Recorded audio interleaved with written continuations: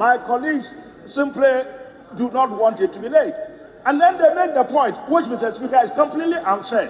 Consistently, they have been saying that they represent the good people of Ghana. I have been wondering which people that we do represent on this house. I obviously don't represent the bad people of Adansi Asokwa. I represent the very good people of Adansi Asokwa in the Ashanti region of Ghana. My colleague here represents the very good people of some part of Blekuma. So this whole business of them representing the good people of Ghana, Mr. Speaker, it's unfair. It's unfair. Mr. Speaker, it's entirely in your hands now. We've gone through all the, Mr. Speaker, all the Honourable members, I think we've had enough. Thank you very much on this matter. I decided to devote this time for it because the instrument is very key to the health of our economy and a number of sectors in the country.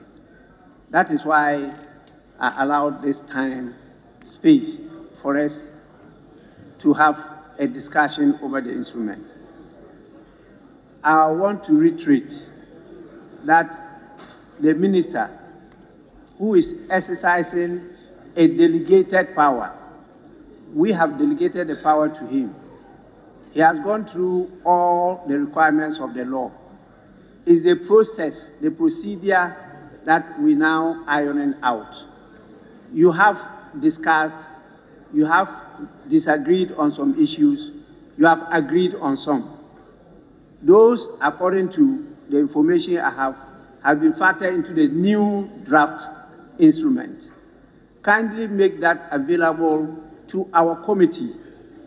Once they agree with you that legally you are right, legally you are right, but you also agreed together with the majority leader and the leadership that there are some renditions that have to be captured. Now you have captured them. Just make copies available to the committee and they will say they've been captured. And then we can then proceed to lay the instrument tomorrow. We have passed several laws. Parliament is not an arena of litigation.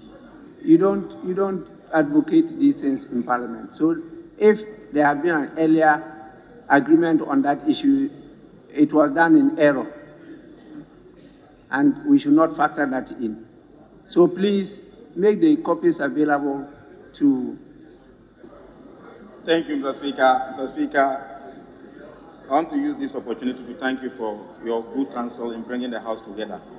Just to add that if the leadership of the Trade and Industry Committee or the leadership of Agri Committee will assist the subsidiary legislations in doing their final prelaying, I think it will do us a great favor. I want to repeat, any member of Parliament is at liberty to attend the meetings of any committee and to make inputs. If we have to keep on creating joint committees of this nature, it will be difficult for us to run the House. Once you have concerns on a proposal, a bill, or a matter before the House, you are at liberty to attend and make available your concerns to the committee. You don't need to be joined to that committee before you attend the meetings of the committee.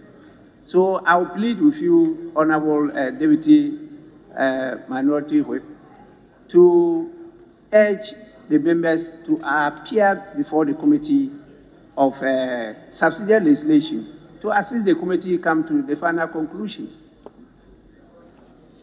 Because if you do that for trade and industry, you may need to do that for food and agri. Because the items that I read, a lot of them deal with food and agri. And then the other committees. We have an environment we operate within. There's a limit to which you can reach out. You can't go beyond that limit. And so when you get those concerns and you bring them on board, that is factored into the final decision that is taken by the House. And that is what has led to the delay of the laying of the instrument for over 1 week. And that's why I'm giving enough space for all of you to air your views, and you have done so. So they can't say they've been ignored. Please, this has never happened, but it's because of the importance attached to the instrument. And I think that I will end up here, and let us move to the other business, please.